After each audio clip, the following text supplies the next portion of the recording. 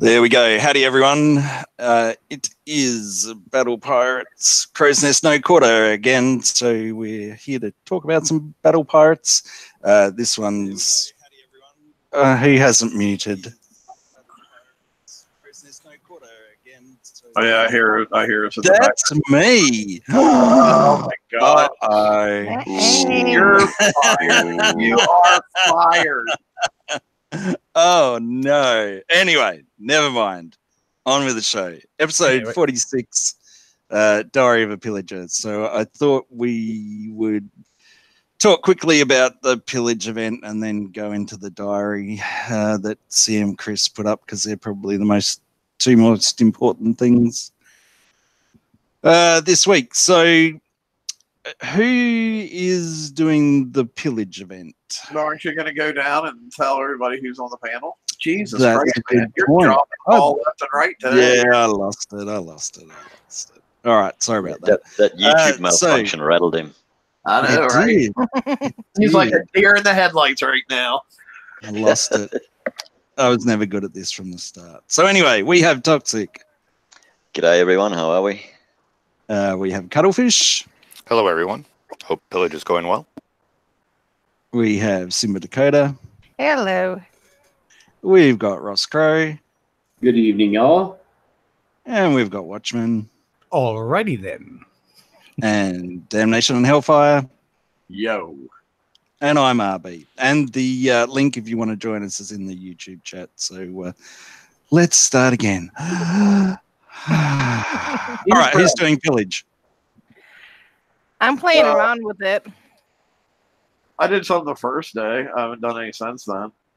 I got like 70K. I got, I think, 4 shielded circuitries, 1 hyper 30, and I think I opened like 6 chests, 3 of the limited ones and 3 of the bacon ones, just to see what I would get. And I didn't get anything good in the limited ones. I got, well, I mean, not that there's really anything good there to get, but I got like a Harlock Atlas carrier, a Nash's Lightning carrier, and an Unshackled Hellhound, which I already had multiples of all of them. So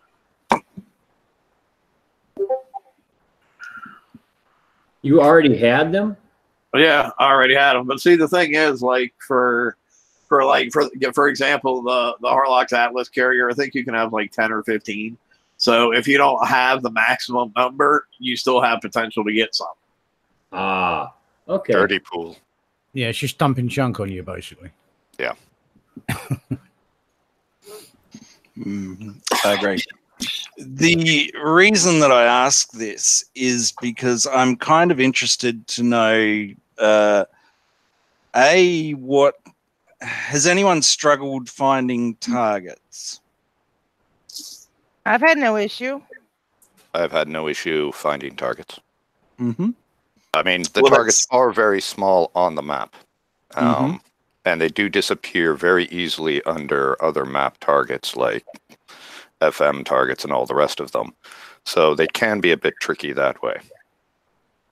But as for how I'm doing in the pillage, I had a list of 2 alliance mates that didn't have the brutal eradicator. And so far I've been able to prep one of them out, and I'm waiting for this other guy to show up. If he does, then I'll prep it for him. But there's nothing in this event that I need at all. That's with my extra points, I'm picking up some extra hyper 30s because neat. And if I have any additional points left over for that, I have actually emptied out the bacon collector's chests out of all of the regular hulls. And so now all that remains in there is a big fat load of either titanium, uranium, or base parts. So any extra points I get, I'll just stack those. How many points is the brutal and the Solon Phantom, by the way? It is 45,000. It is a nice, yeah, that's very easily preppable number. Yeah, that's actually a really good price, honestly. I probably shouldn't say that out loud. They'll relook at that and like raise it up. Well, don't worry.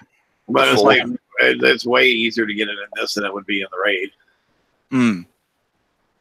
Yeah, well, that was the second part of where I was going with this. So I was just kind of curious because with lag being such an issue lately, there's a lot less targets on the map. So I wanted to see how everyone was, finding targets and all that sort of thing. And also, do we think that this is a happy medium? So, for example, if you looked at the Krampus event and some of the other events, you wouldn't even be able to see any blue water whatsoever. So I'm just curious as to everyone's, do you think this is enough targets? Are you happy with the amount of targets? Just so, maybe they get some understanding of like, don't stack the bloody map so much and, this is enough, or, are we comfortable with this?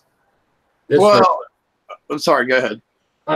Just visually, as far as I'm, I haven't really been participating in it, so I can't tell as far as I'm searching for targets, but I'm looking at the map quite often, and I can see that there, I can actually see over, 30 targets at one time on the map still, just in my visual screen. So I'm thinking out of 30 targets, that's plenty. Yeah. A lot of it's going to be dictated by how busy the sector you're in is too, as always. Of course. If you're in like a really highly populated, really active sector, you still might have problems with targets, but I know like in our sector, the first day that I did it, I didn't have any problems finding targets, but I always use the locator to do it too. I don't just scroll across the map. Yeah, I tend to use the locator too. No, I don't use locator because that sends you about 2 sectors away or something.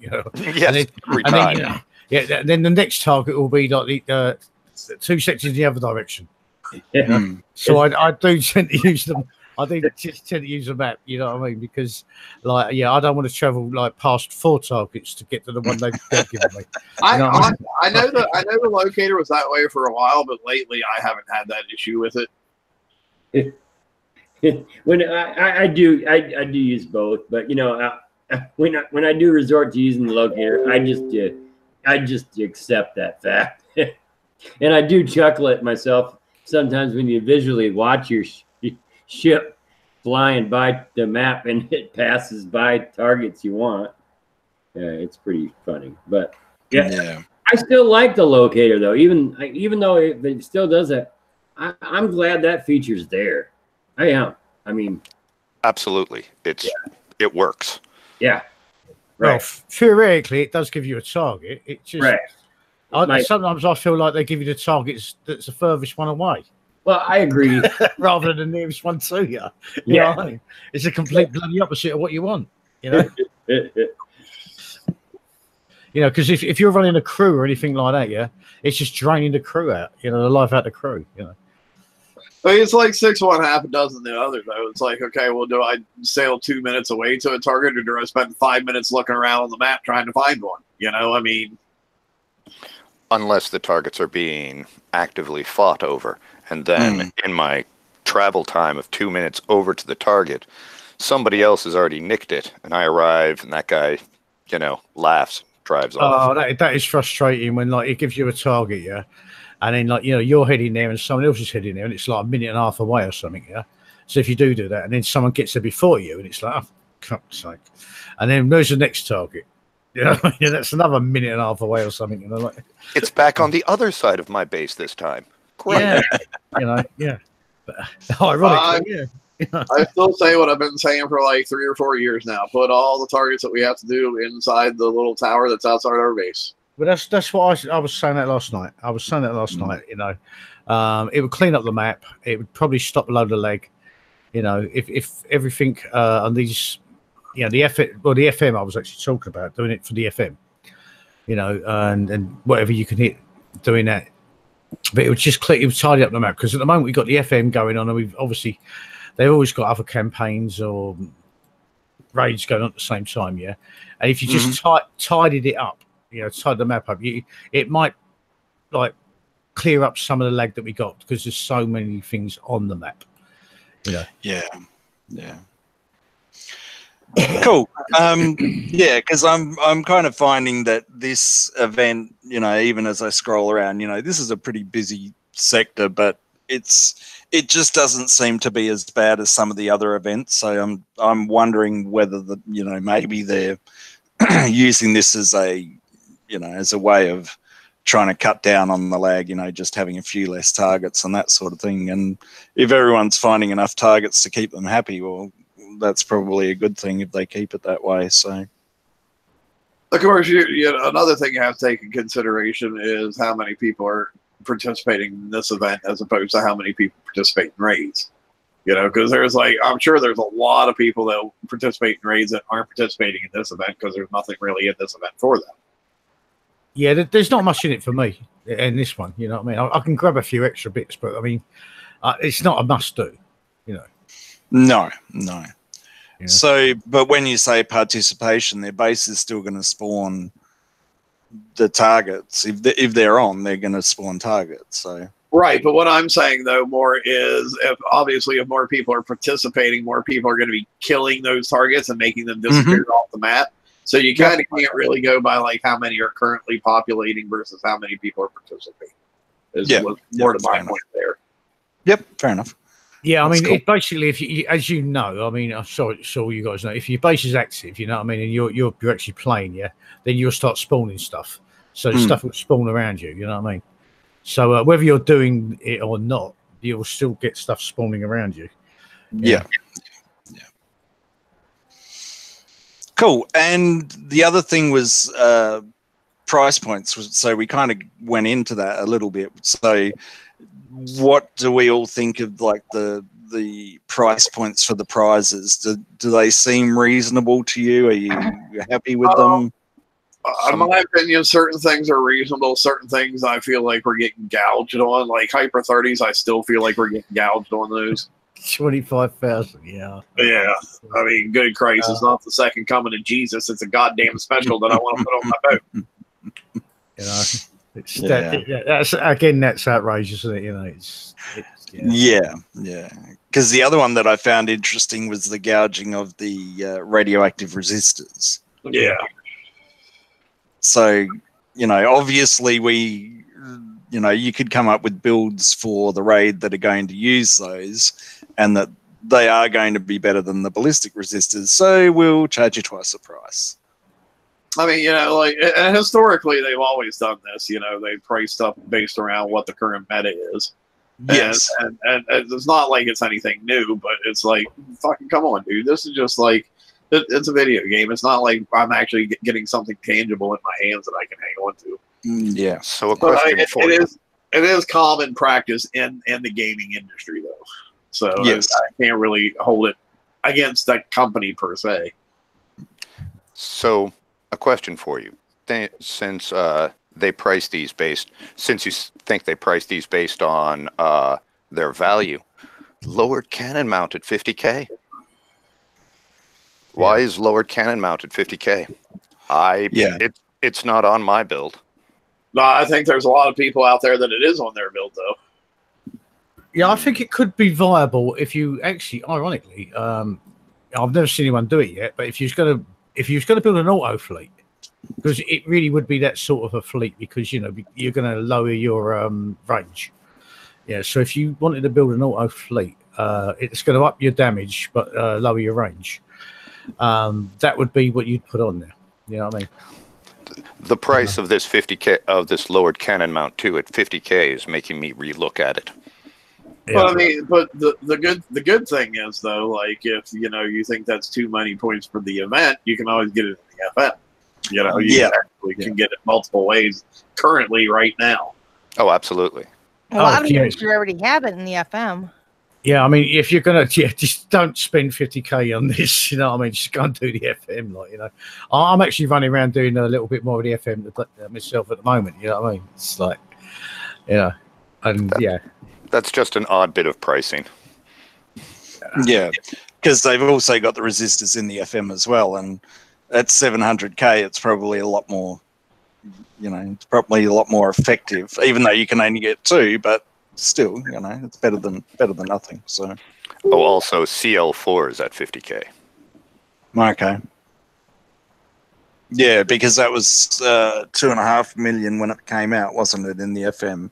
because it was the it was the armor that was the most expensive ever, but still 2.5 for a specialist, pretty out of control. But yeah, well, they used to be like 1.1 million and stuff like that. The original like tier 5 prizes, and then they've all now gone up to about 2.5 million or plus in the weekly FMs. So it's incremental increases. You know what I mean? Everything is starts taking longer and longer. You got to hit more and more. More chores basically. Because I remember distinctly we all told them that we wanted more chores. Well, I don't remember that. The bright side of the whole thing is they don't view the FM as a weekly raid, so that's the bright side of the whole thing. Yes. Cool. All right. So is there anything anyone else wants to add about pillage? There's still the requirement to have 3 fleets, and I still find the best strategy for this sort of thing is to, for me personally, is to put a grease monkey on, and there is always that choice, but put a grease monkey on and run one set of targets one day, and then the next set of targets the next day, and then Actually, get the bonuses on the last day. I have a question for everybody, and I actually want to go down the panel and get an answer from each individual on this. Does the alliance leaderboards and the personal leaderboards actually give you less incentive to play this game, these events, because you're not going to get in one of those top prizes to get the really good stuff? So I'm just going to go down like toxic, yes or no? No. Could care less. Cuddle. No, I ignore them. But does it lessen your incentive though to go out and participate? No, because neither me nor any of my alliance have any possibility of making it to the leaderboards. Well, right, and that's kind of my point. Like, I know I'm not going to get either one of those, so I'm just like, well, fuck this event then. And I'm just wondering how many other people feel that same way. Well, I don't think that. I mean, I'm a leader of an alliance share, but we don't think we're going to get in the top end of it. So, but if you're going to, the only reason I'll do anything is because I need something in it. So that it's neither in nor there for me. You know what I mean? If there's something in there that I want, I'll go for it. If these stupid leaderboard events and all that, to me, it's just been like nonsense. You know what I mean? And I'm not an idiot that's going to spend like a fortune, trying to get a fucking hat or, some stupid fucking, what was it? An extra transformer. Yeah, or whatever. You know what I mean? Maybe it could be. Maybe I'm just not phrasing my question properly either. If they had the stuff in a way that was more obtainable for you to get. Say, like, if you got, like, say, 100,000 points in the event, you would get 2 one-day siege tokens, as opposed to knowing that if you participate in the event, no matter how hard you try, if you're not willing to spend enough money, you're not going to get any siege structure or siege build tokens. Would you be more likely to participate if you knew for sure, if I get this many points, I'm going to get this? No. No. No, because it would cost you more coins to get to that point, then you might as well just coin it anyway. I can get to 100,000 easily with spending 0 coins. But I believe that way. I'm with you on this one. Actually, I'm deterred. It aggravates me a little bit. I'm not like hugely butthurt, but you got to be kidding that you just make the haves and the have-nots greater intentionally. You make that gap greater on purpose.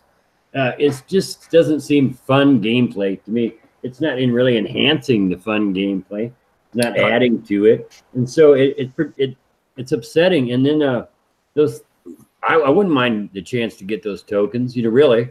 But and I'm a coiner at times, or not opposed to it or whatever. But the whole fact that it's not really obtainable, make it so it's not really obtainable, and because I'm not in one of those groups or whatever, but I do consider myself a top level player. Well, yeah, you're damn right. Guess what? I'm not playing. Good, not doing it. Won't have it. I'll sit back and chuckle because I don't know. It's same thing, Ross. I'm not playing silly silly buggers, you know, just to like shovel money into it, just to get a few small tokens or whatever, because the amount it would cost you to win those tokens, you might as well just have coined something anyway. You know what I mean? You could have done it for cheaper. Yeah, so I think though there's a wording. I think I agree with you, Damnation. I think though it has put me off a little bit on the fact that, you know, it's just that you're really the top, the top. I know me personally, for sure, it puts me off on participating more in the event, you know, for like 100%. Because I know, like, there's no way I'm going to place high enough to get one of those HT transformers. There's no way I'm going to place high enough to get, like, any kind of significant amount of siege tokens. So I'm like, why the fuck would I even do it then? Yeah. Where do you have to place to get anywhere? I didn't even look. On this pillage briefing, you would get 1 siege token if you are between number 162 on the global leaderboard and number 10,161. Oh, that'd be almost everybody. That would be a great deal of the people there. However, to get, like, you know, 2 of them, you have to get to, what, 161? Yeah, 161. And you know that in order to get to the point where you get 2 siege tokens, you're going to have to spend a whole hell of a lot more than what it would cost you to just coin 2 days worth of speed up anyway. Yeah. I'd rather coin it. Exactly. So it's like, it just, to me, it doesn't make sense. But RB, does it give you more incentive or less incentive? Less incentive, because, you know, I'm in the same boat. So, you know, I've put in quite a bit of effort doing it because I want to. So, you know, just because the rest of my alliance isn't doing it or whatever, you know. So I was just looking at the top 20. So you need 3.7 million to get into the top 20. And you're not too far from it, Ross. So pull your finger out, mate. Anyway. Holy shit. Yeah, but So, I mean, like, for example, I'm sorry, I didn't mean to cut you off here. But for example, I think my alliance is in that top 20 thing. Like, I think we were 11th or something last time I checked. But like, we get 1 medium VXP token. What do you fucking do? Yeah. Yeah. It's you know, you should, if we're going to do this, let's do it individually, not alliance, because, you know, as we said, it's just giving, you know, the big alliances more stuff. And I guess maybe that's the actual intent, so they can fight each other and they can generate more coin. I don't know, but it doesn't, you know, motivate me to do it. I'm doing it because I want to do it. No, I mean, I think it actually demotivates people because it just pushes the biggest alliances further away from uranium or base parts. So any extra points I get, I'll just. Well, hang on, James. I'm gonna have somebody else's. Yeah, James, I had to mute you because you have your YouTube on the background and we can hear it. If you get that muted and want to say something, you can unmute yourself. And I've already done it once, so don't do it again. Yeah. Anyway, I was going to say that I think it's demotivating, to be honest with you, because it just gives the biggest of the big alliances, it pushes them further away from the rest of us, you know. And for the rest of us, it's actually it's demotivating, if you get where I'm coming from, because we know that only the top 4 or 5 are really going to get there. Well, yeah, that was kind of the point from my original question. Does it actually demotivate you from playing in the playing? You know, well, there's no point in even trying to go for it because you know you're not going to get anywhere near it. You know, I mean, you just be shoveling money into stupidity. I mean, sorry, go ahead, Doctor. Maybe if you had said, would it demotivate me to get the points to get that token or the 10 tokens or the 5 tokens or whatever it is? Yes, it would. But does it demotivate me to get what I want out of the event? No, it doesn't. Well, that's because exactly. It's what I want. But I would never ever go for unless there was a huge coin, then I might. But I guess I'm just different because it just demotivates me from even wanting to participate at all. You know? Well, no. I mean, I'll just get what I want. If there's something there that I need, I'll go and get it. But apart from that, no, I'm not going to be like play silly buggers and try and get like 2 billion points or something like that. It's just to, to win something that I could have actually, some tokens that I've actually would have been cheaper to have just coined anyway. You know? So I don't see there's no incentive for that, is there? Logically, I mean, and they continue to do it over and over and over, and they've been told time and time again by multiple people, multiple sources like forums, Discord, like pages all over the place tells them we do not want these leaderboards, and they just continue to keep cranking them out because there's a certain small percentage of the game that I guess is willing to chase that whale bait, chase that virtual carrot at the end of the stick. There was probably one person that put on, when you fill them little forms out afterwards, that said, yeah, I would like to see, they ignored everybody else and followed that advice. That one guy, everyone else went less chores, shorter build times, shorter repairs, and then one guy put yeah, I'd think we should have like a thing where alliances can win more stuff. The top alliances can win more stuff. That's a good idea. We go with that. But is it really any different to what it was like when it all started? I mean, I wasn't there at the start, but I sort of got in maybe 9 months after it started or something. And what I got told was that there was a raid, and only the top person in the sector would get the prize, or in the world would get the prize. Okay, I'm more than willing to go through and point out the differences to you. Top four. Number one, that was one person. That wasn't a whole fucking alliance. Yeah. That was one person that was getting the thing, as opposed to an entire alliance getting something. Yeah. Number two, blitzing was not a thing back then. So yes, the top 2 or 3 or the top one person would get it, but they had to put in a lot of freaking seat time to do that. So I don't mind if somebody's like going for like 4 days and not sleeping and playing throughout and getting a top prize for that kind of dedication. That's an entirely different story than, I'm going to sit down in front of my computer, spend, $500 in 2 minutes, and yay, I got the top prize. And I'm the best in the game. Yeah, but I wasn't comparing it to the alliance feature. I was just saying that one person got the prize.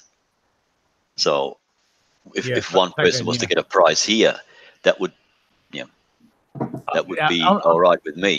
That's what I'm saying. So sorry, I'm going to go on a slight tangent then on this one. Yeah, I remember years ago when you were talking about that. Yeah. And only one person could win the prize. Yeah, and we got hit by an Insector alliance. And it was quite funny. And this guy there, he sat back. Yeah. And then all of a sudden he come out and he'd won it. He'd won the top prize. And he had, it was a dreadnought at the time. Yeah. And the next thing you know, this is sexual. He took them apart. It was like, yeah, go man. Because I was probably about level 20 then, or level 22 or something like that, And it was like, he was just ripping them apart. And it was like, yeah, brilliant. I love to watch that, because they'd come in with all their big ships that they were to at the time, And then he just like dissected the whole lot of them, And it was just funny. It was top person in each sector, right? Yes. Yeah. So that was that. Even then, it was more of them because at that point in time, it was like 500 people in the game would have that extra thing. Now it's just like 3 more. Wow, I started a phenomenon. Yeah. I think that was Jordy, but he muted himself, so he's good. I'm sorry, everyone. Oh dear, I did a good job today. Totally blowing it. And welcome to everyone who's joined us, by the way. So jump in when you want to say something, or not. Sorry, I was just going to go on. I've been out watching the rugby, the Six Nations, so I'm a little discoordinated at the moment. That would be understandable. Discombobulated, yeah. Oh, absolutely, yeah. Yeah, it looks like it's going to be a good World Cup. Yeah. But the thing that made me join was your point about people paying to win on events. What you have to fundamentally sit back and look at is that's the whole ethos of the game. Everybody's paying to win on base hits, etc. They've let that the player base has let Kickside rule them by the money to win anything. You can't win by skill. Currently, we've just got to the point where we've got 5 breaches, so people can now one-hit bases again. But prior to that, there really wasn't, when you were tackling the top base, the opportunity to hit without repairing. Oh no! It's not a tactic when it's not a tactic players have developed. When the tactic is hit, prep, go out, coin, come back in, and hit again. Well, not all bases. I mean, I've got 5 breaches. That's been dictated to you. That is not a tactic. You're not being ingenious. You're not doing anything brilliant. You're not coming up with a fantastic design. That is Kick saying, here's the holes that can do what they can with the equipment we've given bases to beat you, and you will pay to go in and do it. Okay, I'm going to say now that I've got 5 breaches, yeah? And trust me, many times a day I failed miserably, right? Other times I did well, you know what I mean? I took the base out, a little prep, and went in and got gone. But trust me, I lost plenty today. I mean, I actually spent 4.5 hours hitting bases, because I put 3 crews on, and just because I was bored, basically. So I just went out there and just did everything that was around, and so like everything above a level 100, and plus, and but no, I'm not going to lie to you. I mean, I failed in quite a few of them, So people are stopping breaches. They are stopping breaches. So breachers in no way. Yeah, breachers in no way are unstoppable. Yeah, they are. Yeah, we can kill them all day. Boy, we're not doing real good at this, not interrupting other people and letting them finish, are we? I'm just wondering what you've actually done to disprove my point there. Well, you was trying to say that that people got breaches. There's the point I thought you was trying to get, and they can just walk a base, but they can't. They can't. No, that wasn't his point though. His point was that you go in, you prep, you come out, you coin, and then you go back in. That was his point too. Is it's basically a pay-to-win game, even when it comes to PvP at this point. Yeah, there is no player-developed tactic. You're merely at this point employing the tactics that Kicks have dictated to it. That it's not bright, it's not smart, it's not ingenious. It's nothing the player base was used to or did. It's same old rinse and repeat. Yeah, I mean, it's not clever. Yeah, I get you. I mean, from my perspective, hitting bases is the fun bit. Everything else is just chore. You know what I mean? Yeah. So we do the chores to be able to get the fleets to be able to go and hit. You know what I mean? Yeah. That's my game, because I'm more of a PvP player. So everything else outside of that is just fucking chore. It's something you have to do to be able to get to where you want. That's fair enough, but that doesn't count to my point at all. Oh no! Still going to spend money doing it. Yeah. And I totally get where you're coming from, Jordy, because I remember before we had repair on the map shit. It was back in the good old days, as everybody used to refer to them.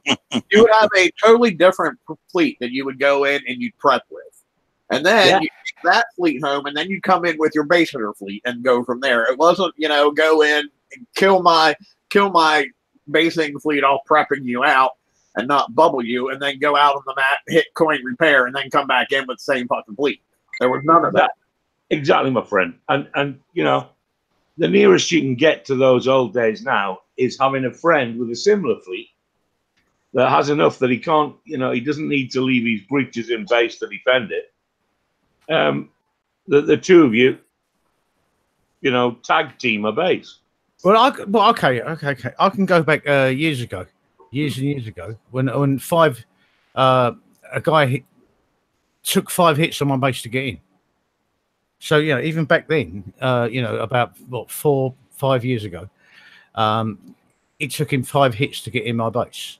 So John, he coined his fleet 5 times to get in back then.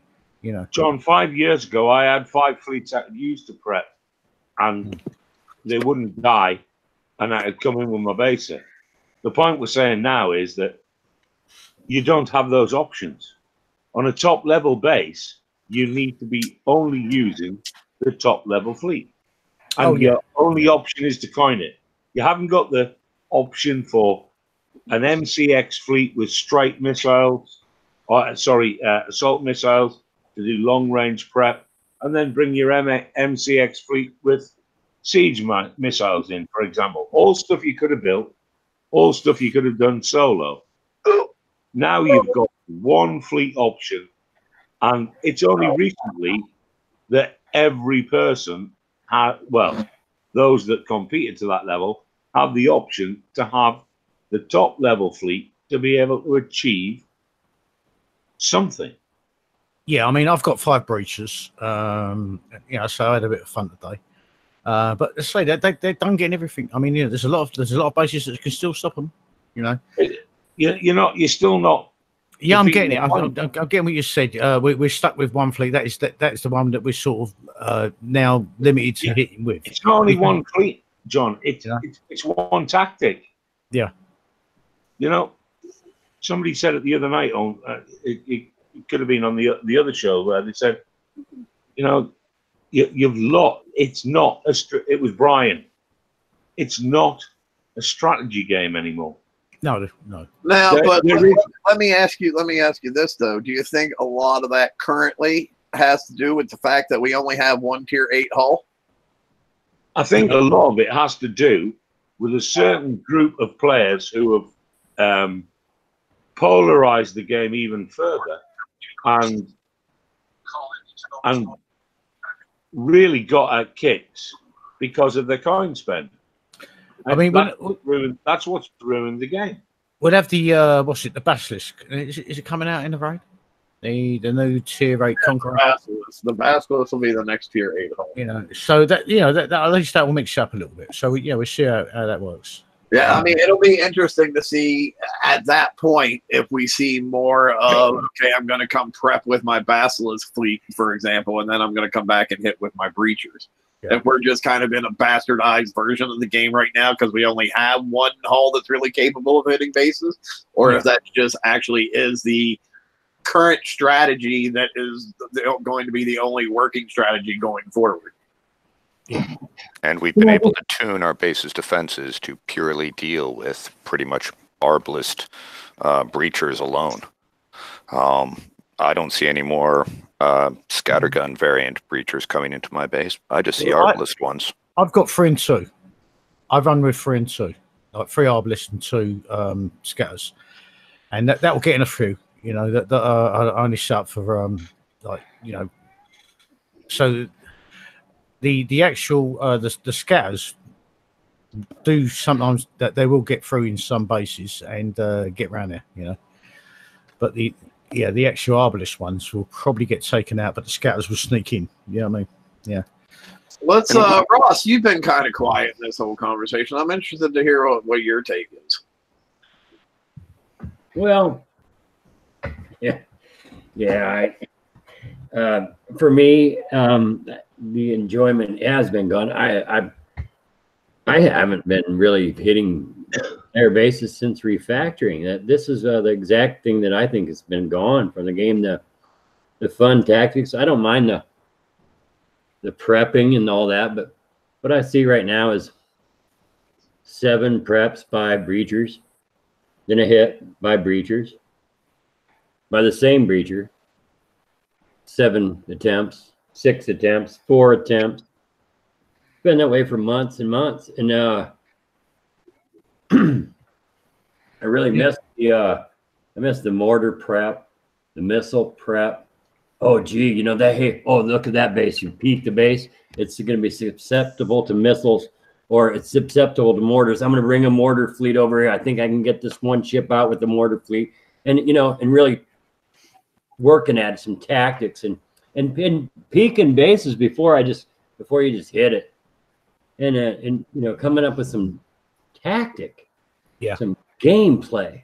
It's not there anymore. I mean, I've always had respect for you, Ross, because I know you from back a long way ago, and you was a pretty good hitter, yeah. And I know you could hit good, a lot of good bases. So so what you're saying, I appreciate that. Sorry to interrupt you, and I'll let you carry on. No, but you're not interrupting. So it's for me, it's been gone, and so I've been sitting back and I've been doing the PvE just to staying up. I haven't been hitting base. I haven't been, because it's the breacher on breacher. That's not really the PvP fun I'm waiting for. I'm still here. I'm waiting it out. But right now I've been just concentrated on the PvE, waiting for the PvP to be fixed. Well, how many people got? So you're in basically the same camp that Jordy is, that the only actual strategy right now is coin map repair hit, coin map repair hit, coin map repair hit. Yes, for sure. Can I just add to that what you're talking about there was a person, I can't remember what site it was on, but they actually added a message on there saying that they're not bothered if they have to hit somebody's base 6, 7, 8 times and they have to coin the fleet, they'll still do it. Is that fun? That must be their fun. But I think that's absolutely crazy. Well, I mean, there are some people that play this game that it's all a matter of, that they have to show the size of their e-penis, and they don't care how much that it costs them to do that. Yeah, I mean, I think, it's not something that I'd normally do unless someone's really pissed me off, you know what I mean? That you never want to do that, because that's just ridiculous, But can you class that as a win if you coined a fleet and it's like 30 or 40 coins? No. No, and that's what I remember telling Ross, that exact same thing, when he was getting so pissed off about, getting prepped 7 times and then coining their fleet and then coming back in and finally flatten them. I'm like, dude, if they had to coin their shit 7 times, I don't care what the battle report says, they didn't win. Yeah, that's right. To me, they win. They win if it's in the rules of the game. That's winner chicken dinner. If they got me in 8, they win. And so, and I more power to it. Sorry, Ross. What I'm trying to say is, if they've coined their fleet 5 times, if the rules hadn't changed that you can repair on the map, they would have had to return to their base 7 times, repair that fleet, and then come back 7 times. I mean, I'm happy if it takes someone a few repairs to get into my base. You know what I mean? Then I'm happy with it. Because they've spent a lot more money than I have. Yeah. Well, fundamentally, when you look at a battle report, if they've hit you 7 times and the 7th one's where they win, there's 6 defeats before that. Yeah. You can't get away from that. That's 6 in the W column. I mean, I'd love to see a thing come into play if the same person hits you more than 3, hits you like 3 times in a row. After that 3rd hit, you're bubbled. Period. Should be. Well, it should be after first hit, really. But no, it shouldn't be after first hit, because then you take all strategy out of the game. I mean, you still have like at least probably 1 or 2 hits for being able to prep, and then the 3rd one for the actual base hit. Yeah, I used to pride myself for having a 1-hit wonder base. If you didn't get in first time, you didn't get in after that. So that's how it always used to be years ago. If you didn't do it in 1, it wasn't good. Yeah. I don't mind it, but the 8's a little much, but I don't mind it, whatever. It's just whatever. I try to stay at. I try to make it so I can't get prepped. Period. It doesn't matter whatever the rules of the game are. I actually popped on tonight because I have a real serious question for you guys. I just can't find anybody who can answer it. Now, the ERADs that we're using in this siege raid coming up, I'm just about built up, but I've been looking at 3 people's build, and I thought my build looked better than their too. But which do you prefer, projectile speed or reload speed? Depends on your rank. Depends on your rank. If you're skulled out, the reloader means less. But if you aren't skulled out, and I know VXP was a giant pain in the ass getting it on these eradicators, I would still stay with the reload until after you get them skulled. Then make that decision about whether or not you want to yank the reload off or not. Okay. It isn't back on some of the other shows. George, I think it was, dismissed reload completely. It's about, you know, and even Kicks have said it. It's damage, it's speed, and it's defense. I believe it is damage, speed, and defense. I think reload's gone myself. I would. It depends. Like, there's so many factors that come into play on that. You know, it depends on all the rest of your build. It depends on how many boats that you're actually using. Like, for example, you know, most people know I did that first raid with just my brutal, and if I hadn't had reload on that, I would have been fucked. You know, was that skulled? Was your erad skulled? Yes, it was skulled. Because even skulled, your reload on the eradicator weapon is piss poor. I just 3 seconds at skulled, I believe. Yeah, that's pretty piss poor. I just can't understand that if you had let's say you had a gun in your hand and you had 15 bullets in it, is it better for them to come out faster out of the gun and towards the target, or to get out of the gun as the same speed as each one comes out, but projectile speed is faster to hit that target? That's what I can't understand. I personally, myself, I don't think projectile speed really should play much of a part in it, honestly. But that's just my opinion. Like, RB and I have been having this conversation back and forth the past couple of days. Well, projectile speed is more for things like mortars that take a while to travel to the target. That's where you see the benefits of projectile speed. But I mean, projectiles like a ballistic projectile, I wouldn't have thought there'd be much use for projectile speed. It'd be a reload. The more bullets you can get out, I mean, they're all going to hit. No, and how fast, doesn't really matter how fast they hit. Well, yeah, projectile speed doesn't really matter because basically the target isn't moving, is it? You know, you're actually hitting like, you know, you're hitting a turret. So, you know, it's not like there's no evade on it, is there? Well, that's what I was thinking, that it might be better projectile speed if the target was moving, but with it being a siege target, the buildings are stature out, even though they're not moving. So exactly. Well, yeah. Let's be a little bit clearer here. The special we're talking about here is HVR to give you the projectile speed, right? No, well, I'm not sure what they've got on for projectile speed, but I put on auto loader 3. That's not projectile speed, that's reload. That's reload. I went with reload. That's what I'm saying. It's 118.9 reload. So for projectile speed, there's 2 ways to get it on an eradicator. You can either put on speed 6, strike 5. 3 ways, actually. High velocity rounds. Yeah. High velocity rounds. And what's the third one, Damnation? Doesn't the welded barrel thing have projectile speed on it? Yeah. Oh, yeah, it does. You're right. 3 ways. So, high velocity rounds has a nice triple feature here where you get ballistic damage and you get projectile speed and you get building and wall damage. So that's why some people are using that one. Strike 5 people are using because, well, it's just the engine and it is one of the faster engines and you get projectile speed for fun and, you know, just as a bonus.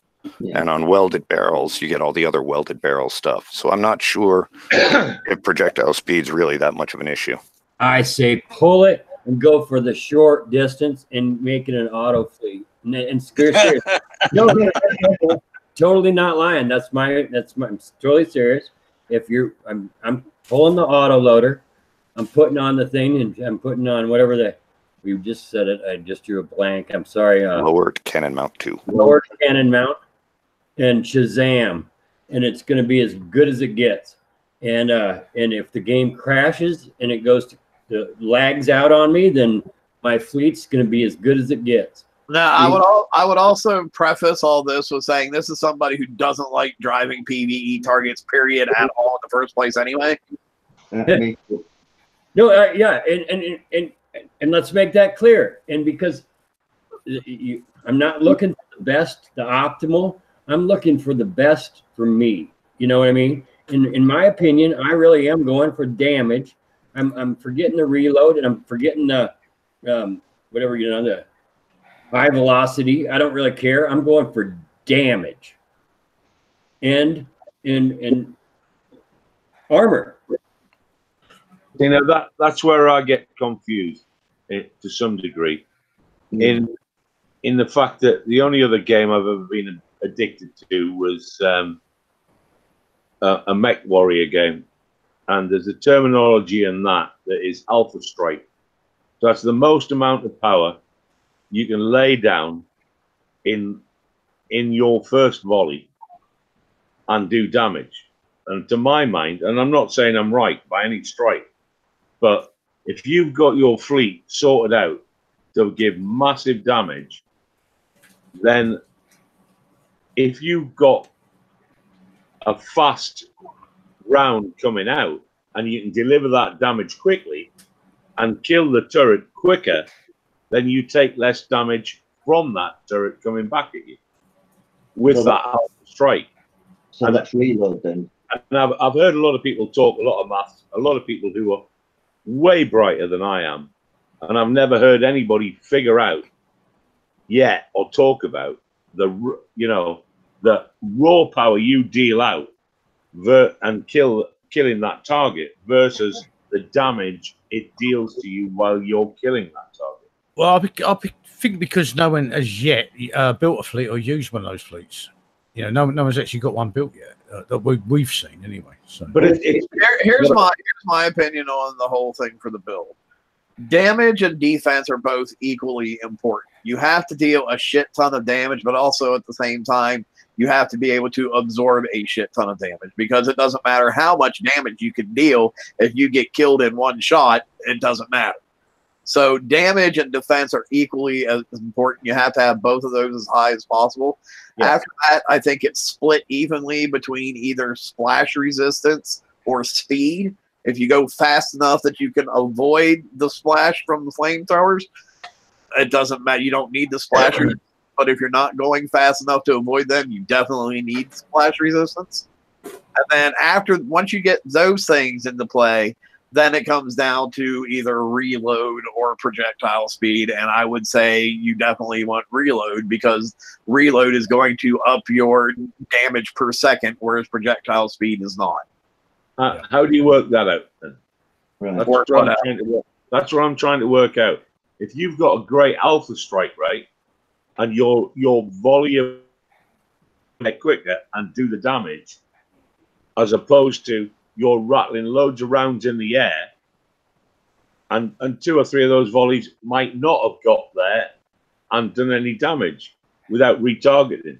Well, I think that you made a crap load of rounds down the range, but how many of those rounds have actually done any damage? I think you're thinking there. Versus the rounds getting there quickly, smegging the target, and it not firing back at you. I think you're talking of a moving target there, not a stature target. No, I'm not. I'm talking about any target, mate. Yeah, I think you're right. I think to make that call, it's as simple as this. If you fire a mass of rounds and they all arrive there quicker and destroy that target, and it isn't allowed to get as many volleys off at you, which is better? No, I haven't heard any of the player base work it out, partially because we're probably not given that information by Kickside to come back. But that's why I'm confused, Jordy, because if the 15 bullets come out of the gun quicker than what your 1 bullet comes out, 2 bullet comes out, 3 bullet comes out, and then your projectile speed speeds them up, it's not coming out of that gun faster than what all mine are. And all my 15 bullets have hit that target. You can be firing more rounds, yeah, or you can be firing more rounds with effect. Sorry, less rounds with effect. My apologies. An alpha strike strategy is a good idea, but here it's not going to work unless you can get unless you can basically one-shot a turret, so it only fires once. Because you're going to get a great alpha strike build, you're going to have to basically cripple yourself in, you know, either your defenses or other stuff to maximize your firepower. If you can one-shot each turret, then yes, an Alpha Strike build would work. But if you shoot at a target and it lives and gets to fire back, you're hosed. And here, I don't think we have the firepower to be able to burn down any of these turrets in one volley. It's going to fire back. I do appreciate what you're saying. But what I'm saying is when you get down to the finite maths, we haven't worked out, you know, you got the Alpha Strike and the follow-up with high velocity, you know, with speed arriving on target, as opposed to laying down rounds that aren't doing the same amount of damage. Do you know what I mean? Yeah, it's like engaging a target with 7.62 or 0.5. Yeah, you need less hits. That's, you know, I'm seeing this exact problem. I'm seeing what you're saying truly, and I'm just staying clear of it all. I'm going for the total damage, just for the. That's why I'm going the lower on the deal. I don't know. It's to me, it's target dependent. It could change on target to target. One target, it could be your reload could matter more than your the high velocity of the shell, in my opinion, on the target design. So I'm going with the lowered cannon mount and going with the damage. And I think if a turret fires at me 2 times instead of 4 times because I killed it faster, then I'm going to be better off. That's the ultimate factor, isn't it? In there. Okay, so we're only talking about eradicators, yeah. And you know, if that works, Ross, you know, then I might refit to my eradicators to the lower cannon mount. But how many of you have got your strikes? Who's building strikes? I'm building the first one. You know, I've got one built and ranked, but has anyone got strikes? Dude, 90%, probably maybe not 90%. I would say 75 to 80% of the player base isn't even going to have their fucking eradicators done by the time for the second raid. Yeah. Neither me nor anyone in my alliance will have strikes. We're all focusing on eradicators, and when if we get a few days of extra build, we're going to fix up our dragons. Well, and that leads me to a whole other thing that pisses me off. You know, like lately, my thing has been talking. It seems like they seem to take everything that we don't like and they double down on it. Like, you know, we complained and bitched so much about escalation weapons, so that wasn't enough. Now we're going to do escalation weapons and escalation specials. Because, you know, I'm at the point right now where my eradicators that I used, you know, had built originally one way, that most of them I haven't even gotten to use it all yet. I already have to fucking refit them. Yeah, I'm refitting mine. Like, you know, with CL4 and shit like that. I mean, it's getting fucking ridiculous, dude. Yeah. I'm actually doing that right now. I'm refitting my. I've refit my brutal eradicator. I've got that fully built with armor as well. But I've got 4 eradicators, but they've all got no armor on at the moment, and I'm just fitting my 3rd one with CL4 right now. Well, I had 4 in the last raid. I had 4 fully built eradicators and the brutal, but it was blank, and I parked it in the corner and used just the bonuses from it. Yeah. So then the first thing I built after that was the brutal, but not everything on it, because I waited till the first FM and then dropped the couple of the CL4 and you know, a couple of new bits on it, because now I'm refitting everything else to match the brutal now. So yeah, my fleet is in refit, and it'll be done for the raid. So you know, they all match, but it will take almost up to when the raid starts to get the whole lot, you know, the whole fleet refitted. You know, so yeah, there's no chance of me building the strikes and stuff like that. You know, because I'm not throwing money at them for that. You know. Yeah, if you want to play with the launcher, just refit your Hydras. They work great with the launcher, the new launcher. Can I just ask you, Ross, what your damage is on your eradicator, if you don't mind me asking? I can look here. How do you mean the damage? Well, he says he goes for damage. I just wondered what he says is damage. How much he puts out, you mean? Yeah. I got you, yeah. One thing though, G Daddy, is you've got to also take into consideration that you two have a completely different playing style. So Yeah. Well, just kind of talk to me about it in the after show, because I'm like, Damnation and I have been having this talk for a while about this sort of thing, but because the other consideration too is, as far as I know, in this upcoming raid, we're going to have the moving turrets. So that means that we're going to be, basically doing drive-bys as well. So, but you two have completely, so the turrets will follow you around. When they did the original briefing, they said they were going to start out with stationary turrets, and then we would get to the point where the turrets would eventually start rotating. I don't know if it'll be in this upcoming raid or the raid after that.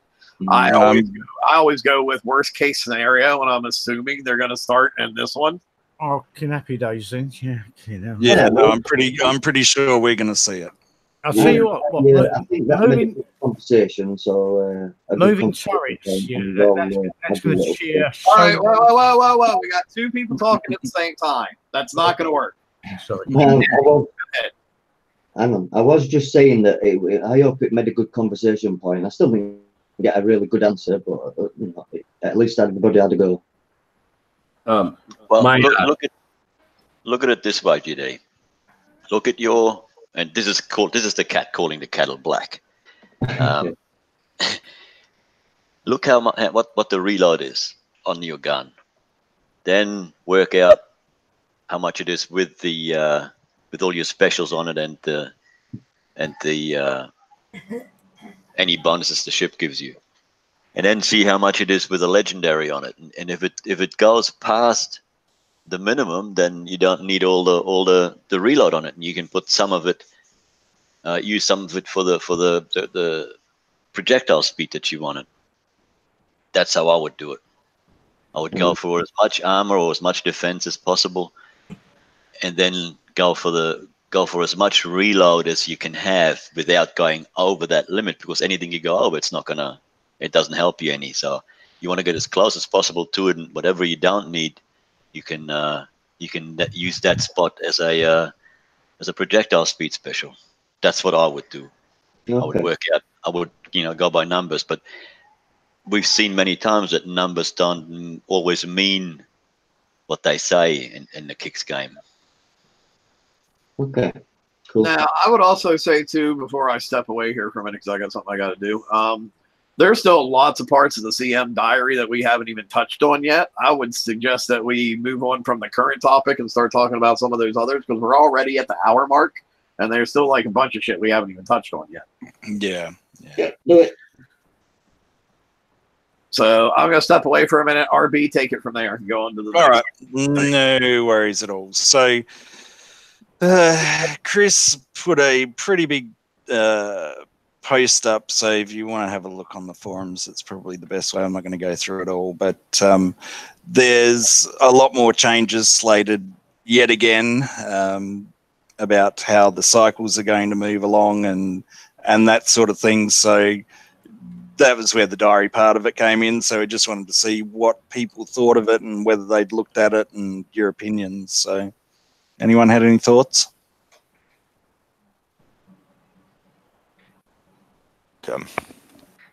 Not seen it, got no idea. Yeah, I'm just going to go and have a look at it, so I'll let you know in a few. All right. The way it has been explained to me is that, or do you want to actually explain? No, go for it. You sum things up really well, so I think it'd be a good opportunity. Well, no, I read this completely wrong. I've had to been corrected several times on this. But the way I understand it is starting in approximately May or June after the next raid cycle, whenever the next raid cycle ends, those raid targets will then get cycled into the FM for 3 months while another raid is going on. And at the end of that next raid cycle, those whatever the raid targets is go into the FM for 3 months, and then disappear and new raid targets come into the FM every 3 months, I really don't like this. And as you see, my understanding of it is very, very shaky. That's part of the point, actually, because funnily enough, you know, again, we see a lot of words that create a lot of confusion, and it's, to me, it's not that hard, and I don't understand why they don't just give us the information in a way that, you know, the majority of the players can understand. They don't need to seek clarification. You know, you're not going to get this for everybody. But okay, here, let me see if I can explain this to you, because it's actually pretty simple. Like, what's going to happen, it's just the effects of what are going to happen, I think, are terrible in the game. But here's what's going to happen.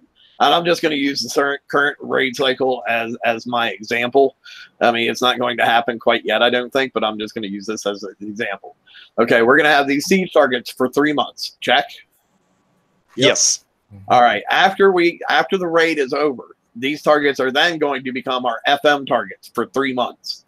Yep. Yes. Yep. And then after that 3 months, those targets will move to the map and become the base parts targets. Yeah. Okay. Exactly. And then what will happen is when these targets rotate out of the FM, whatever the raid targets were for the next cycle, which I don't know if it's going to be garrison or what the hell it was, but like when that garrison cycle is over, those garrison targets will take the place of the siege type cycle targets as the FM. But I think it might be assault, but yeah. Well, whatever it is. I mean, because we don't know if they're adding garrison back into the rotation or not. Yeah, agreed. So, but that's what's happening as far as the target line. So all FM targets will rotate every 3 months. Correct. Yeah. And the fleets you are going to have to use will be the prior raid fleets. Correct. Yes. Oh my God. Yeah. I totally agree. Here's what I know. Kicks had me. They had me addicted, and I was spending money. All they have done recently is generate apathy. Total and utter apathy.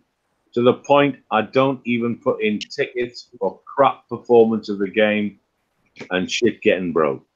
Now, all I want to do is hand my nicotine and alcohol addictions over to Kickside to manage, and my life will be in a better place because they can create apathy towards those as well. Very well said. Yeah. I've been playing this game for a long time. You know, pretty much everybody on this panel has been playing this game for a long time. I've seen lots of teams as far as product teams and development teams and all that come and go. Up until recently, GD Aerospecs was the worst team that I had ever seen in this game. I would like to say to Ron Thinker and his team, congratulations, you topped him. This is all the decisions that are being made right now are like these are the worst decisions I've seen made in the history of this game. Do you know what? I'll take your thinking a step further. It doesn't matter what team's in place. The fact that the player base backs with coin their decisions is the worst thing going. Yeah, it's the player base that is ultimately responsible for the state of the game.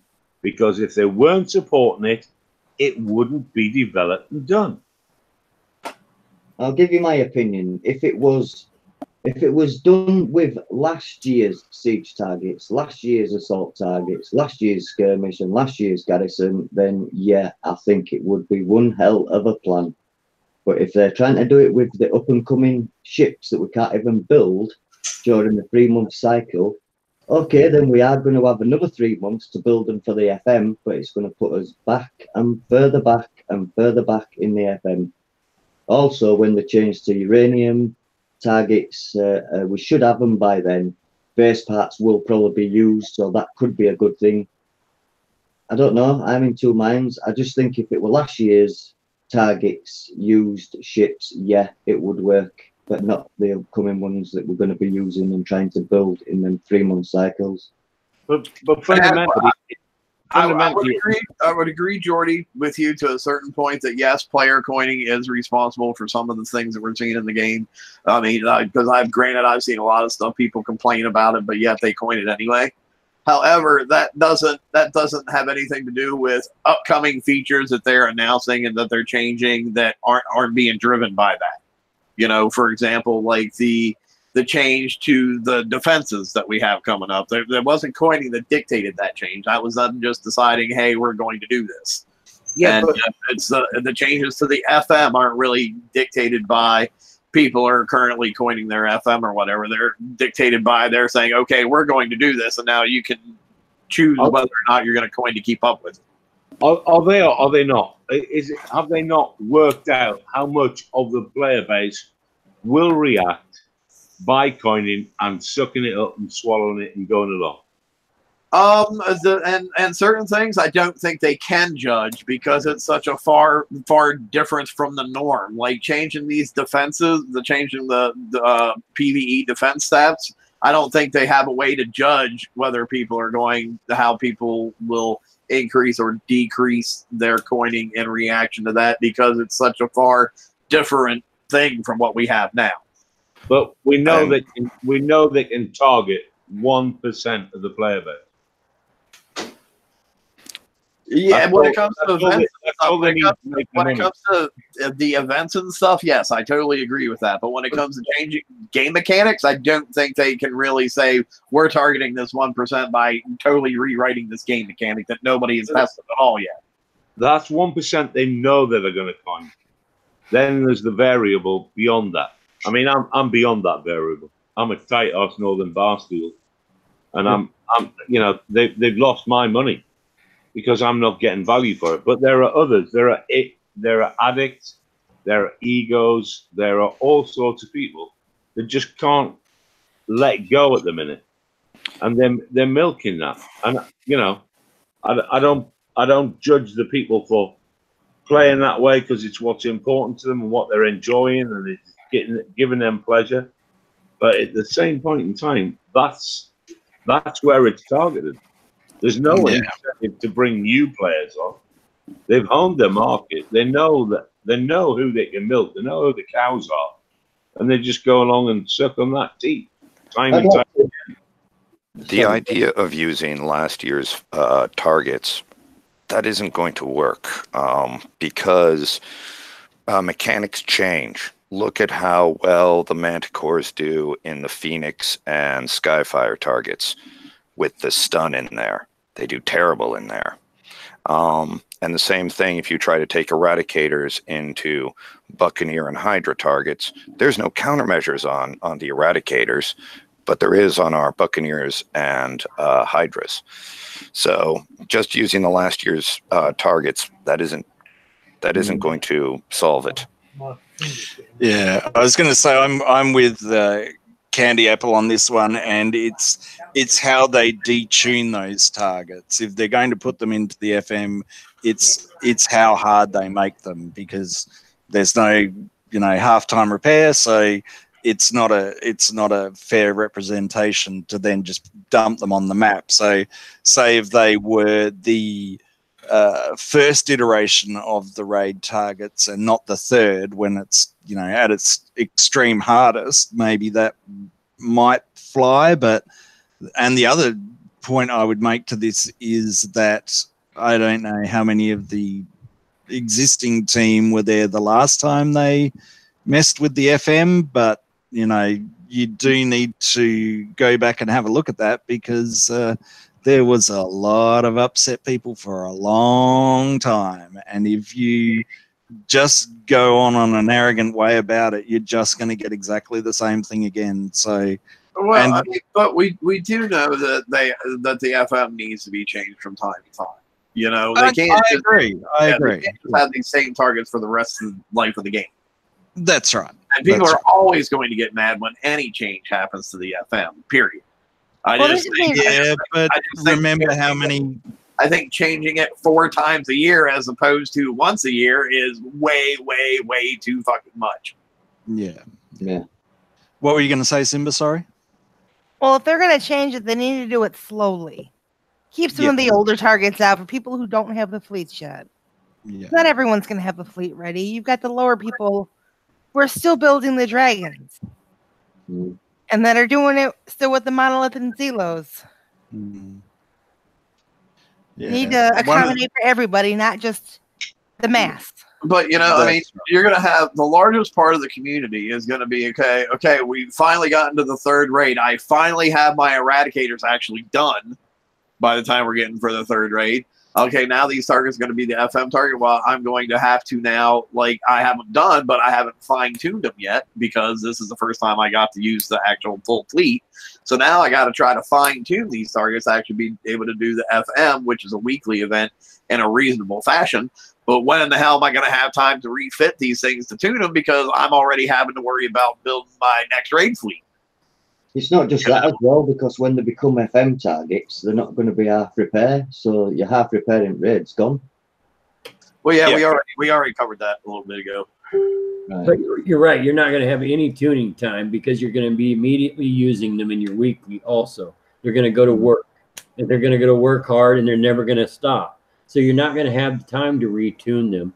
And there are going to be escalation weapons coming out and specials now too. And so, yeah, I'm concerned about this change. So many changes so often. I'm okay. I understand the targets need to be altered in time. But that's just a little too much, too fast. There's also, to take into consideration, there's altering the targets to keep it live and fresh for people. Right. But the fundamental basics of the FM, whereas it was a catch-up mechanism, we can talk about how many times the fleet we have to build for it, all the rest of it changes. The fundamental is it's developed from a catch-up mechanism to a raid per week with silly levels of points required. It's all eaten into your time. Time is money. The game is based on time. The constrictions everywhere are there purely to put pressure on you to use more time, or if you're competitive and you haven't got time, to coin. You know, the FM, there's a load of crap in there that you just don't need. But you have to get through that point basis to get to the few bits you do need the token. Yes. You know, it's not. We all remember, isn't it, the TFC show and the great work they did, and so, you know, when charged armors, and people didn't have charged armors and they were being penalised in targets for it. The TFC show made a great rail about the fact that they protested and they got charge armors put into the FM. Brilliant. How many weeks was it before charge armors became irrelevant? And now, as a level 135, I have to claim a charged armor I don't need just to get towards a token. They're just an obstruction. Yeah. Well, I'm more worried about the Gale too. I have to claim every fucking week, but yeah, exactly. Same difference. Exactly. But the point I'm trying to make before I wander off again because I'm a bit drunk is that is we need to get to the, as a player base, we need to tackle the fundamental point is just too much. You know, it doesn't matter how. If you change it, yeah, that's going to change. We'll adapt. We need different fleets. We adapt. But day in, day out, there's just too much to do. This reminds me of like Nancy Reagan in the 80s. Just say no. You know, I mean, just if you think what they're doing is wrong, just by your spending behavior, just say no. But that's exactly what I was trying to pertained to earlier is that. Oh yeah, I've been saying that for like the past 5 years, dude. I used to get yelled at when I was on BV all the time and say that the community was to blame for this shit because they continue to spend on it, and I'd get fucking villainized for saying that shit. But that's where it's starting to hit now. It's moved up the scale. It's beyond non-coiners. It's beyond occasional coiners. The cash cows are being milked, and they're starting to hurt. And then, you know, Kicks hands out the odd bone and changes the odd thing to allow them to go around smashing bases and keeping themselves happy. But ultimately, they are turkeys voting for Christmas. Yeah. Yeah, it's, I get amazed by the people on day one of every raid who are like, oh, this raid's so hard, this raid's so hard. But those are the same people that will turn around and blitz the raid on that first day, as opposed to waiting and see, okay, it's day 3. What's the damage looking like now? Yeah.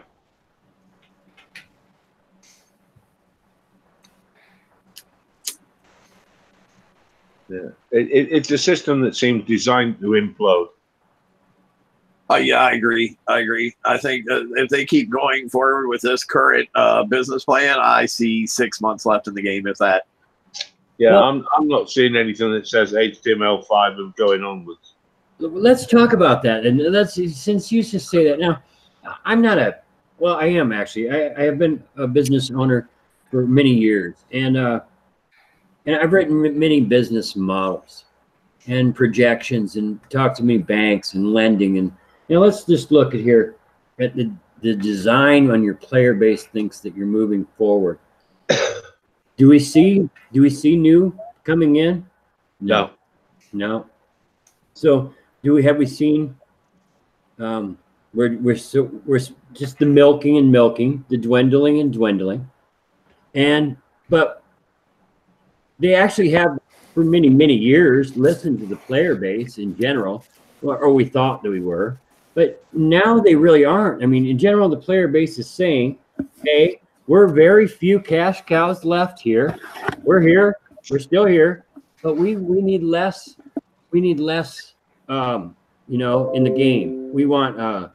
We would like more PvP. We've all said that. You put the surveys out. We've seen that now. We want shorter build times, less chores, and instead, the game company did all those surveys, asked all those questions, got all this input back, got those exact answers I just went over, and then they turn around and say, hey, we hear you, but instead, we're going to increase the FM, we're going to increase the amount of chores that you do, increase the amount of events that you're doing, and increase build times. But I think you've just highlighted my point, Ross, is that while the player base may shrink, those that are properly hooked and addicted are increasing their spend and backing kick-size decisions with their coin. They are. Well, I mean, here's looking at it from the other side, because I was watching like the crib the other week, and they were talking about microtransactions, and I found that conversation very interesting, because the fact of the matter is, Kixeye has chased off enough people. Microtransactions is not an option for them anymore. They don't have enough people to spend that little bit to keep them going. Like, microtransactions can't even be on their radar, because they have chased it down to the point where we only have, a finite market base for them. It's sure Walmart can get away with doing microtransactions all day long because they have billions and billions of people that they're selling to. Same with Pokemon Go had billions of people that were playing that game. That's why they could get away with doing 99 cents here, 99 cents there. But Kixeye has 20,000, 30,000 people playing their game. That doing microtransactions is not a feasible business policy for them at the moment at all. And speaking as a grinder, or the head of a grinder alliance, even us are feeling the pressure way down here, because this will be the first time that my alliance or myself does not build both raid fleets by the final raid. the build times have gone up too much. No, we're just going to hard pass on the Shrike. And this is the first time in 3 to 4 years. So if the Eradicators don't work, we're boned. Mm. Yeah, and when you think about that too, you're like, I'll just make up an arbitrary figure there. So what is it, like 74 days behind if we do find that we need those Shrikes because they decide to make us have a target that to do those, so to get a set bonus or whatever, or to do a chore, it's like we're a long way behind, and how are we ever going to get those days back, especially when we're moving into a whole new format. It's just craziness. No, and here I'm really going to put my tinfoil hat on for a minute now. How much do you want to bet that the targets that get worked into the FM are the Shrike targets? Yeah. Oh, Yep. that'd be a nightmare. Or there'll be a time-limited campaign where it will be Eradicators all the way to the very last stage. And the last stage will be Shrike only and just atomize Eradicators. You've played this game before, haven't you? Oh, yes. I hate this game. Yeah, it's a love-hate relationship. So, and it's funny because in that whole blurb he talks about player readiness, and they're now just gonna, like Damnation says, they like to double down on it and make it even worse, and try and apply more pressure, and it's just not a feasible option. It's like, one thing I've always wondered about this company is the way that they limit their earning potential to come up with some other earning potential, and it's really bizarre, some of the choices they make. It's arrogance of new teams that never go back and look at what old teams did, and that's purely what it is. There is so much arrogance and hubris in that company that it's ridiculous. I've had 2 fleets built for every raid apart from this one. Okay? Mm-hmm. This one, I'm not even bothering. You know what I mean? Because I'm just sick to death of it. You know what I mean? Finally you just get tired of it. It's like, no, I'm not even going to bother this time. Well, that's the point. And it's not even I don't want to bother building the other fleet because I'm a grinder. Of course I want to build it. It's the fact that I just don't have time. It's like 90 days to build a Shrike fleet. We got it late. My Eradicators take 90 days to build also. It's a 3-month cycle. Yeah, I mean, I'm a leader of an alliance, and I'm seeing no one in my alliance that's building the second fleet. We'll have one built.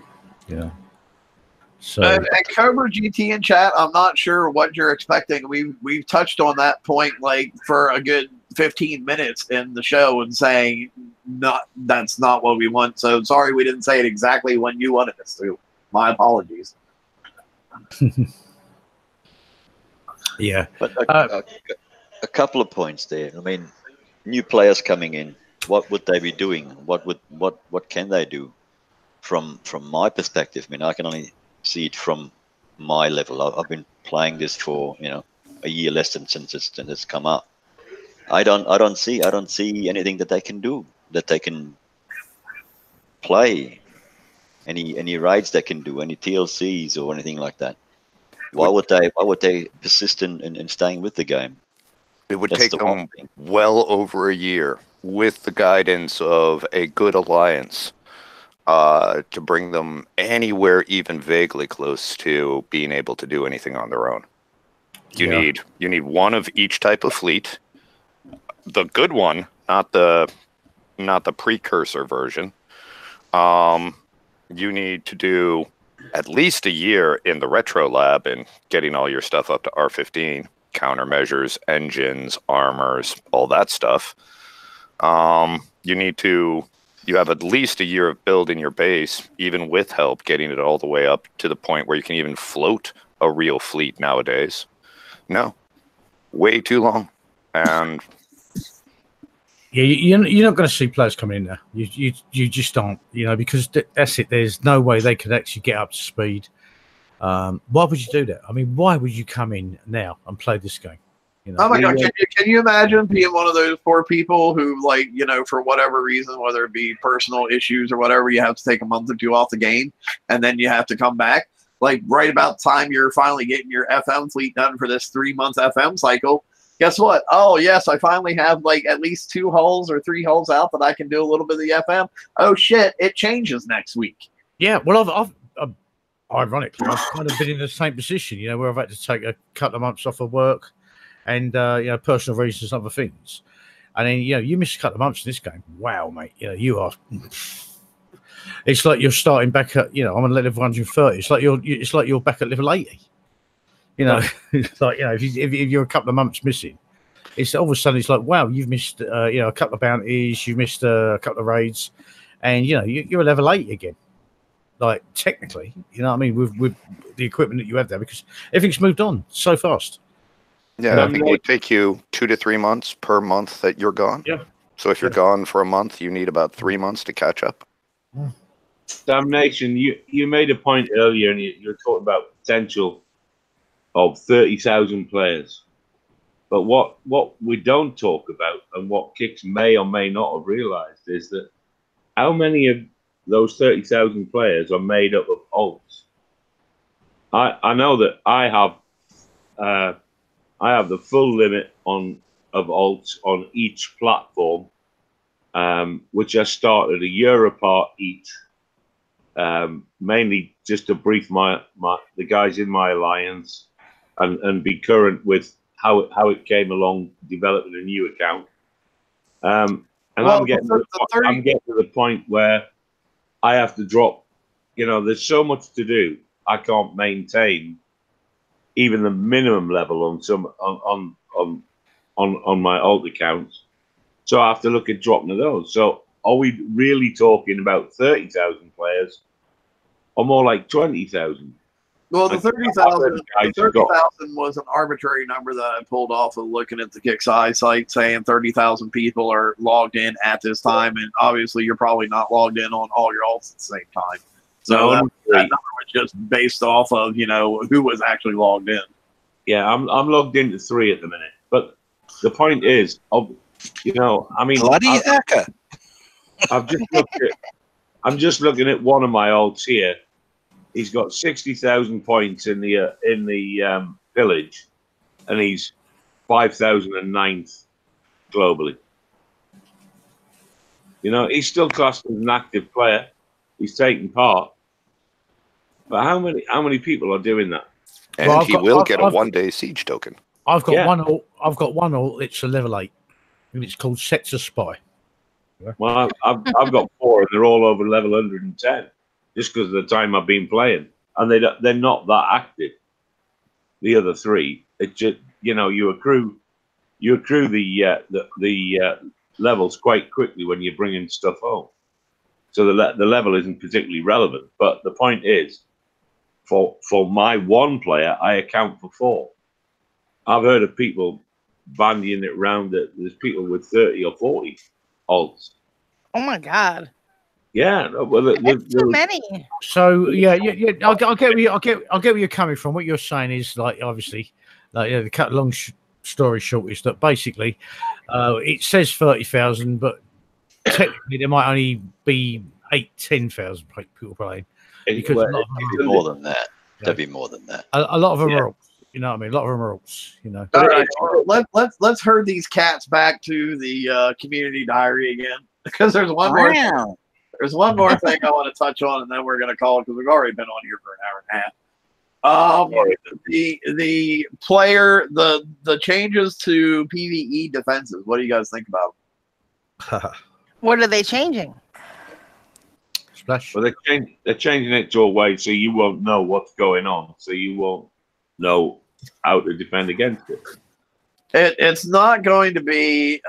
You're not going to have a percentage for your defenses anymore. You're just going to have an arbitrary hard number that they decide. Like when you put, say, a piece of armor on, it's going to give you like 500 defense or 1,000 defense or whatever. There's not going to be percentages anymore. They're just going to change it to a flat number, kind of like deflections, but not the same somehow. I'm not sure. I mean, to me, it sounds exactly like deflections, honestly, but they say it's not. But it sure seems like it to me. But yeah, so that's what they're planning on doing. Let's be a little bit clear here. At the moment, PvE defenses are broken, right? We are at, to get good deflections, you know, to get good resistance on my Brutal Eradicator, I'm at 99.983% resistances. This system is broken and does need to be fixed. However, the fact that you have to have 99.9% defenses, isn't that a direct correlation of them putting the turret up to where it's doing like 1 million damage a shot? It's totally their fault. You know, it's totally their fault. I mean, so this is again this stacking. You know, this game designer du jour changing something, and then it moves on, and it's all stacked up. It needs to be changed. Wouldn't a much simpler solution be, hey, don't have your turret hitting me for 1 million points of damage, then I don't have to stack my resistances up to 99.9? No, because we still will stack our defenses up to 99.9, so we take no damage from the we still take whatever minimum damage is, because there's always a minimum damage. But isn't the pattern now, like before the refactor, inflate everything so you can reinvent it, and that will cause the players to refit? Maybe refit. Oh, I suspect we're going to have to refit. I mean, the game loves us to refit. But this PvE system of 90 of these gigantic resistances, they need to change it. I'm willing to give this defense rating a chance simply because there is no more room for growth on this end of the PvE scale. I mean, what am I going to have for the next siege rate? 99.9998383? Am I going to have that? But when in your own description, you say if your fleet is good, it's going to be good after we do this, and if your fleet is bad, it's going to be bad after we do this, that shows to me you have not changed a goddamn thing. They're changing that's literally what they said. If you have a strong fleet before we do this, you're going to have a strong fleet after we do this. If you have a weak fleet before we do this, you're going to have a weak fleet after we do this. So what's the fucking point? Because they're changing this 99% thing from a percentage. They're going to change it into a number which they can keep stacking onto and have more expandability. Oh, so I need to see more of it. They can more easily determine how much damage I'm going to take for me. Absolutely. It gives them more levers. It gives them more levers to pull. And these levers will be subtler than they are now. Well, right now, if you go into a raid target with 96% defense, you will take a lot of damage. And again, that's directly proportional to them having the turrets deal so much damage. Right, but if I go in with a 99.93, it's a little bit of damage in theory. I actually haven't tested that yet. We're working on it. This just works on how much actually. How much armor the fleet is actually worth, isn't it? Right. So I need to see how much more. Actual defense, the actual rank of the actual fleet is, yeah, and then how many hits you can actually take. This is where we're going with this, isn't it? I think that's where they're going with it. You know. So basically, when you get armors that come out that add armor to your fleet, that will allow you to take more hits. But the downside of that is the more you're going to get a longer repair. No, they've already said the repairs won't change. Yeah, really? And you believe them? And you believe them? Well, actually, yes, I do, because they've been scaling that already. Like, look at how many hit points the Eradicator has, yet it has the exact same base repair time as the hulls that were before it. Yeah, I'll tell you something, I'm dubious. So, yeah, to me, like, the important parts of this is that, you know, the first line says it all. Over the last 8 years, the defense stats have been modified in ways that were deemed necessary for short-term health and have since resulted in immobility and volatility in the design side of the game. Now, I'd say that's 9 months, not 8 years. But anyway, and so what they're trying to correct is that the single piece of equipment should not mean the difference in hours of repair or complete failure in running a target. So that, to me, says that they can tune the targets easier because we only have one or two choices.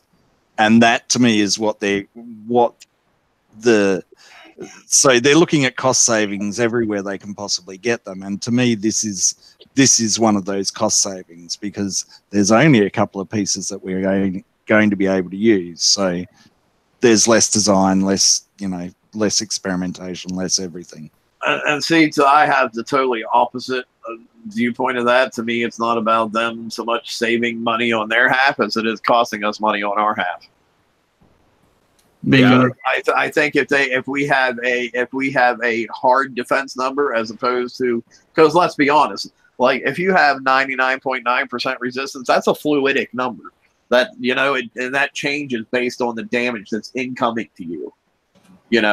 But whereas now you're going to have a flat number that's going to be the same no matter what. So they can easily tweak and adjust that they overcome that number as much as what they want you to take damage.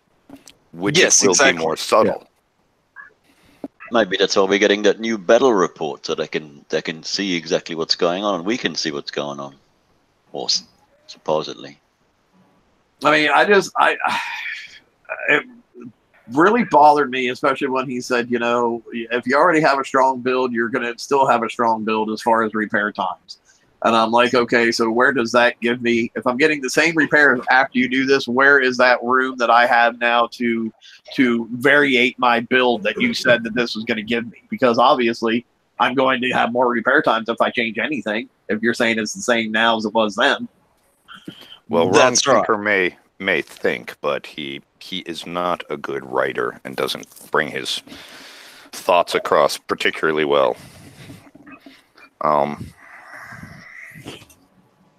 Call him a wrong thinker then, eh? Well, to be fair on that, I think the last one that he did was a lot clearer because I think he obviously got the feedback that a lot of words saying nothing, doesn't endear yourself to your customers. So when you look at the difference between the first couple that he did and that last one, there was an improvement in my opinion. So.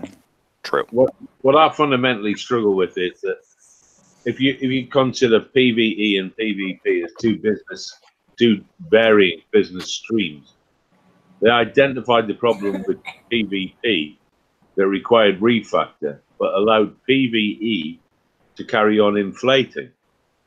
Now, the only good reason to do that is because you see there's a revenue return in the refactor process in itself, and you allow it to repeat. Yes. And that can be seen where we look at the FM, and bearing back to the original change to the FM where they said, oh, we're not going to have this because it's reducing viability of your fleets, and it's boredom and all this, and change it. And now the same arguments are being used to change back from a 4-month cycle to a 3-month cycle and including the generalists again. But the trouble is, we're all, and I include myself in this, that I'm not backing it with coin, I'm backing it with time. We're all daft enough to carry on, swallow it, and just keep chewing it over and over again. We are our own worst enemy. Well, I think that's only true when it comes to the coin part. Like, I don't think you're being your own worst enemy by investing time, because of course you are, because you're still generating content. Well, no, some people have got time. Okay, some people have got time. So the time they can give. Okay, money is a different thing. But I mean, they're a business. They're looking at the money that's backing it. Exactly. They're not looking at the time at all. They're looking at the money. Even though technically they say you only buy time, they don't give time away for free. You know what I mean? No. if somebody's developed a level 140 base and they've got 550 medals and they've spent $20,000 or whatever in the game in their time, and somebody's developed a level 140 base and they've got 545 medals and not spent a bit, that a person looking for medals is still going to hit them as a challenge and an ego boost. So, you know, they're still content. They still add value to the game. I'd like to meet the person who has 545 medals and has never spent a dime. Yeah, so would I. Agreed. Yeah. It's a theoretic, but you know. Well, I mean, but I mean that's like that's what you're basing your whole premise on, though. So you can't throw out an arbitrary number when that's what your premise is based on. Well, what about people who've spent money in the past but have now stopped, but are still up at that level? Well, I'll say that I ain't spent a dime on this game, and I've got 299 medals. Yeah, which is a pretty far cry from 545. Yeah, halfway, just over that, just under halfway. But I can hover around that level and not spend a dime on base hitting or anything. You can. What were you saying? Sorry, you're hovering around 500 or 200 and plus. I can hover around 500 easy. Oh, there you go. Yeah, but that's what I was trying to get where you were coming from. Sorry. Yeah. I normally hover around the 550, something like that. The point is, at that level, you're creating content for other people. You're adding value to the game. Even if you're no longer spending money yourself, you become a target for somebody. If you weren't there, they'd be hitting people with 299 medals. Well, I've actually just dropped a few medals. I've just actually dropped a few medals for the fun of it, and because I had fun, and so it makes yourself less of a target to some extent. You know what I mean? Of course it does. Which exactly proves my point. Those that are up there without coining are still adding value to the game. But only on the PvP side. Yeah. Yeah. But you've already said you don't play the PvP side of it. No, I didn't say that at all. I play all aspects of the game. Every single aspect. Okay. What I'm saying is I don't coin anymore. Also, if players are actually on the game, then they add content just by simply being on the game and chatting to other players and alliance. I've always agreed that like every player makes a part of the community. You know what I mean? And makes the game the game. You know what I mean? Yeah, whatever they do. Yeah. So some little guy comes along. You enjoy his company. You see him trying hard. You invest some time, maybe even some coin, in helping him. It's all value to the game. Yeah. I guess I just view it a little bit different because having owned a brick and mortar retail store before, you would get those people who would come in and hang out for hours and hours but never spend a dime. To me, they didn't really add any content to my store. Yeah. Well, they did if they gave you good stories. Yeah, they're still in the occasional brick, and then you find the next store they've built a new store. Right. However, what you could have done was but provide. You get what I'm saying there, though. Yeah, and you could provide some low-level entertainment for them, so that they were actually giving you something and not just hanging out. That wouldn't be very hard to do. And funnily enough, you might generate something from that. I mean, who wants to go into an empty store? There's a pub down the road from me, right near the railway station, and they have massive car parking. And the railway station started charging for parking, so people were parking in the pub. And recently, the pubs realised that shitloads of people are parking there because it's free, so they put parking meters on, and the end result is there's less cars in the car park in the pub. Now, the cars that park, they get money from. But how many people go past that pub now and go, oh, shit, there's hardly anybody in there now. I'm not going to go in. Whereas before, you go past and you go, there must be people in there. I'll pop in and have a pint. You walk through the door, you're more likely to buy than if you don't walk in the first place. You know what I'm saying? That analogy. Yeah, I don't know if that's necessarily true, but okay. No, I tend not to go to pubs, and I do go to a lot of pubs, but I tend not to go to pubs that look dead. I don't know. I'm not real big on crowds, so I'd rather go into one that's not busy. Yeah, I'll go into a pub and then make it busy. You'll find me in there surrounded by women. Of course. And then he woke up. Yeah. yeah. I There you think go. that tall tale is a great place to end the show. I'm gonna go down real quick, and I mean real quick. I'm gonna go down and ask everybody their last thoughts. Toxic, we'll start with you. If they want you to have 2 raid fleets for a month, give us a choice which ones to get. Don't give us one and give us the other one after, so we can't really build the second one. Give us a choice. That's it. All right, Cuddle. Just have a good weekend, everyone. Simba. Well, the way I look at it, if they want us to build 2 raid fleets, they need to put the FM back at the way they used to have it, where you could reset and get the tokens all over again. That would help people build the ships faster and cost less. Wait, so now you want me to get 56 million points a week on my FM as opposed to 28 million points? Well, you haven't got to. And that'd be up to you if you want to do that aspect. But give people the option. Okay. Ross. Lessen the chores. Lessen the chores. That's my whole thing. Watchman. Yeah, chores and some generic tokens would be nice, wouldn't it? Occasionally, because you've had not a single token for any of these fleets that are currently in the raid.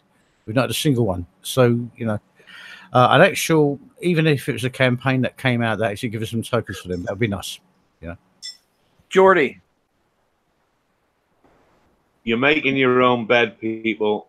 Learn to lie in it or change the linen. G-Daddy. Well, I'd just like to say that I'm totally glad that they're going back to old VXP style. I don't know if we spoke about that. I didn't get in early enough to notice if we did or not, but I'm glad they're going back to old VXP and giving extra points for targets. There you go. You can have a whole 2 weeks of a dead dock again. I know how much you enjoy that. RB. There's too much to talk about, so have a good week, everybody. I'm with Cuddle. Just enjoy what you're doing, and that's it. I'll end it off with a message directly to the team. Stop being so arrogant and think you know what's best for everybody, and actually listen to what your consumers tell you. Otherwise, you're not going to have any consumers before too long. And that's it. We're signing off. Thanks for coming out and watching us, everybody. Make sure you give us a thumbs up, subscribe if you haven't. And if you haven't already, send your friends to the page. And shame on you if you haven't done so already. And we will talk to you on Thursday with all the new happenings in Battle Pirates at that point in time. Later, guys. Hooroo. See you, everyone. Good night.